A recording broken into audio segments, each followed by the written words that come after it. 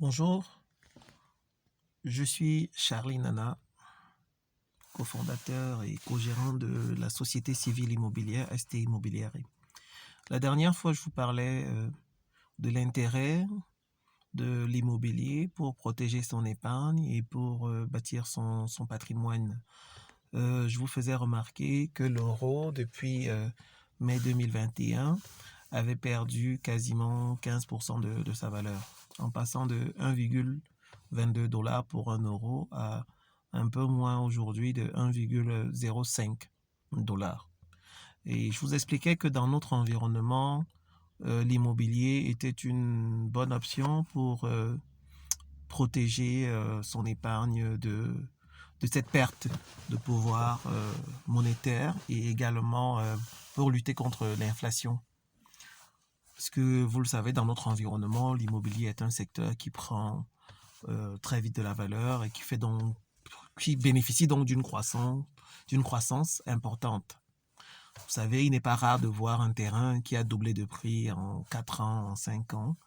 Donc, c'est un secteur qui vous donne la possibilité d'avoir des croissances de l'ordre de 20% sur des terrains même nus.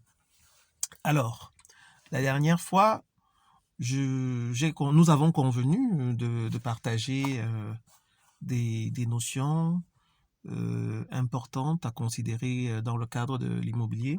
Alors aujourd'hui, j'ai envie de vous parler de quelques-unes.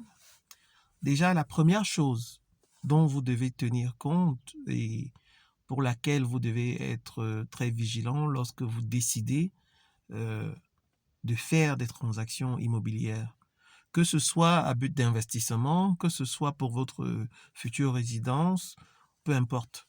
Tout ce que vous faites dans l'immobilier constitue une part de votre patrimoine, constitue une part d'épargne que vous êtes en train de réaliser. C'est un investissement que vous réalisez. Quel que soit l'objet ou l'usage que vous comptez en faire. Et donc pour cela, la première chose ou la première notion que vous devez manipuler ou qui doit vous interpeller lorsque vous considérez une transaction immobilière, c'est la sécurité. Sécurité. Et quand je dis sécurité avec toutes les lettres en majuscules. Ça veut dire que quand vous envisagez de faire une transaction immobilière, vous devez prendre toutes les dispositions qui vont vous permettre de garantir que cette transaction aboutisse. Vous devez prendre toutes les dispositions pour que, au terme de la transaction, vous puissiez avoir votre titre foncier et surtout que vous puissiez avoir une jouissance paisible de votre bien immobilier. L'immobilier, c'est la jouissance paisible de son bien. Parce qu'il y a énormément de transactions qui se passent et où les gens n'ont soit pas les documents qui permettent de certifier leur propriété, c'est-à-dire des titres fonciers, soit alors qu'ils ont des titres fonciers mais qu'ils ont du mal à exploiter paisiblement le bien qu'ils ont acquis. Alors pour cela, moi je vous renvoie à notre site web où vous avez www.stimmobiliare.com où vous avez différents articles qui traitent en fait des astuces ou alors de comment est-ce que vous pouvez procéder à différentes acquisitions en toute sécurité. De temps en temps également, nous offrons des conférences. Mais le premier élément, vraiment, c'est la sécurité. Et en revenant sur la sécurité, je profite pour vous dire, n'achetez jamais des terrains non titrés. Le ministre des Domaines et du Cadastre a fait une sortie récemment pour rappeler que selon la loi de 74, tous les terrains qui ne sont pas titrés appartiennent à l'État. Ils sont dans ce qu'on appelle le domaine national. Donc, un individu, un tiers, n'a pas qualité pour vous les vendre. Et votre achat, en réalité, n'est pas légal et ne vaut rien. OK? Donc, privilégiez les terrains titrés et lorsqu'ils sont titrés, observez les processus qui sont recommandés en fait pour protéger vos transactions. Par devant notaire, faites appel à votre géomètre, exigez certificat de propriété. Bref, toutes ces démarches-là sont explicitées sur notre site web. Vous pouvez trouver des articles là-dessus. Mais retenez ceci, la sécurité doit être le maître mot. vous devez absolument être sûr que vous pouvez jouir paisiblement de votre terrain. Ça, c'est pour la partie acquisition. Une fois que vous avez acquis votre bien, vous devez également mettre en place un dispositif pour vous assurer que dans le futur, vous n'aurez pas des soucis de sécurité pour l'exploitation de votre parcelle. En effet, il y a des zones où lorsque vous faites votre acquisition, elles ne sont pas encore hyper développées. Parfois, vous êtes même le premier à acheter une parcelle dans la zone.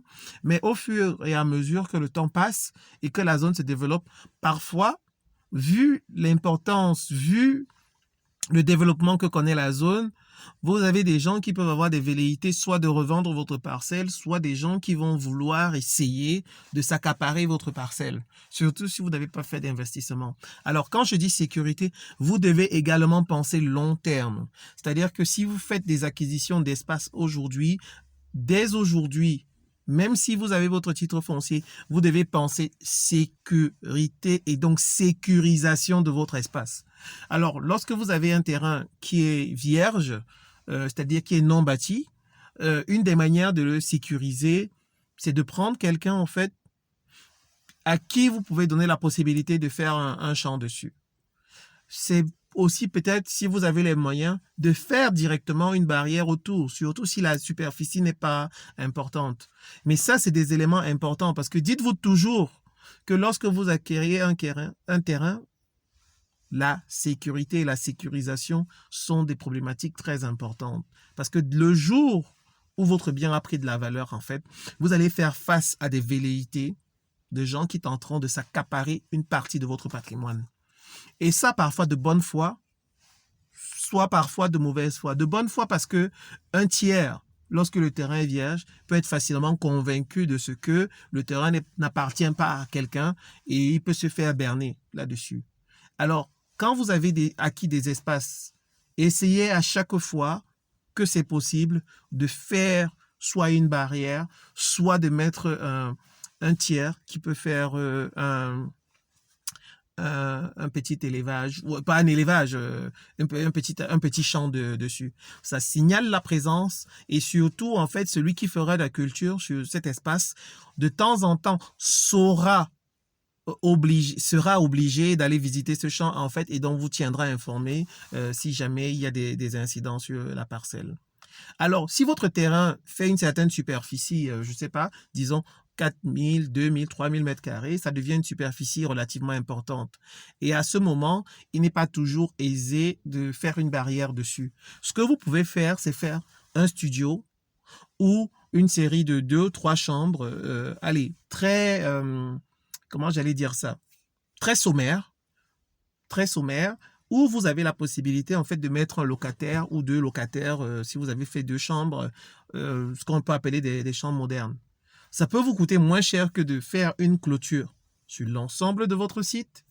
Et surtout, en fait, ça vous donnera la possibilité d'avoir des gens qui sont des locataires, qui seront donc sur votre site, qui paieront une modique somme en termes de loyer. Mais en réalité, ces locataires seront pour vous des gardiens. Vous voyez, c'est une technique aussi qu'on utilise parce que parfois, selon la forme de votre terrain, la présence ou la superficie est importante, il n'est pas toujours évident de venir faire une barrière globale. Alors, ce que vous faites, c'est que vous faites une simple chambre, sans faire injure à personne. Nous avons parfois nos frères africains, centrafricains et autres, en fait, qui ont du mal à se loger. Alors, vous mettez quelqu'un comme ça, là, et puis vous lui demandez de vous payer 15 ou 20 000. En réalité, ça vous permet d'avoir un gardien sans avoir supporté les frais de gardiennage. Alors, même s'il vous verse de manière dandinante le loyer, c'est pas grave parce que l'objectif pour vous, c'est d'avoir une présence sur le site et d'être sûr que votre site est entretenu et surtout d'éviter que des tiers puissent venir s'y introduire, surtout si vous n'êtes pas sur place, si vous n'êtes pas au pays. Donc, première chose à considérer lorsque vous envisagez l'immobilier, pour diversifier votre épargne, pour votre propre résidence. Bref, si vous envisagez un achat, pensez sécurité. Sécurité avant la transaction, sécurité après la transaction. La deuxième chose, peut-être que j'évoquerai avec vous rapidement, c'est, je vous ai dit, l'immobilier, c'est bien pour diversifier votre épargne, c'est bien pour la protéger, pour éviter qu'elle perde de la valeur, et c'est surtout un vecteur de croissance pour votre épargne. Mais même si vous considérez l'immobilier pour diversifier, pour protéger votre épargne, mon conseil, c'est également de dire que il est important pour vous de toujours garder une réserve financière liquide. Les économistes parlent d'actifs liquides. Vous devez avoir la capacité à chaque fois d'avoir toujours quand même une petite réserve financière pour les coups durs, pour peut-être saisir d'autres opportunités dans le futur. Et surtout, rappelez-vous, lorsque vous faites un achat immobilier, achetez toujours en vous disant que demain, vous ne serez pas toujours en situation de pouvoir le revendre rapidement. Ce que je veux dire par là, c'est que votre épargne financière est une épargne qui est disponible, qui est immédiatement mobilisable. Mais si vous décidez de la diversifier et de mettre une partie dans l'immobilier, vous devez savoir que votre épargne immobilière n'a pas la même capacité de mobilisation à l'immédiat qu'une épargne financière. Alors, pour caricaturer, c'est-à-dire que si vous avez 3 millions à la banque, en fait, et que vous avez un souci et que vous souhaitez régler votre souci rapidement, vous allez à la banque, vous faites le retrait, c'est immédiat. C'est ce que j'appelle mobilisation de votre épargne. Si vous avez votre terrain qui vaut 3 à 4 millions et que vous souhaitez accéder à l'équivalent de la somme, vous n'allez pas pouvoir vendre votre terrain dans la minute qui suit. Parfois, si, on se comprend. Mais ce que je veux dire, c'est que c'est un processus qui peut vous prendre quelques semaines, voire quelques mois, selon le prix auquel vous allez décider de vendre votre bien. Donc, les maîtres mots lorsque vous envisagez l'immobilier, c'est la sécurité, mais c'est également la diversification de votre épargne. C'est-à-dire que mon conseil, ce n'est pas forcément de vous demander, si vous avez une épargne de 10 millions, de mettre toute votre épargne dans l'immobilier. Parce que vous devez garder à l'esprit que vous pouvez avoir des coups durs, vous pouvez avoir des opportunités qui s'offrent à vous, mais retenez quand même que l'immobilier est un élément important pour protéger votre patrimoine et surtout le bâtir. Parce que vu la croissance que connaît l'immobilier dans notre environnement, en fait, vous pouvez multiplier votre patrimoine en termes d'immobilier par 2, par 3, en 5 ou en 10 ans. Ce que votre épargne financière ne fera jamais. Alors, qu'est-ce qui explique également donc ce fort niveau de croissance pour l'immobilier? Je l'ai dit quelques fois, vous avez comme vecteur de croissance important pour l'immobilier d'abord la démographie. Nous sommes une population essentiellement jeune. Plus de 70% de la population au Cameroun et dans les pays d'Afrique à niveau de développement comparable, plus de 70% de la population a moins de 25 ans. Le taux de natalité est très important. Le nombre de logements, le besoin en termes de logements est hyper important. Au Cameroun, on parle d'un déficit de 2,5 millions de logements et on en construit moins de 20 000 par an. Donc, c'est tout ceci qui explique le dynamisme, le développement important de l'immobilier. Donc, deux notions à retenir aujourd'hui. La sécurité, avant, après votre achat. Et surtout, la diversification. On ne met pas tous ses œufs dans le même panier et gérer, c'est prévoir. Pensez immobilier.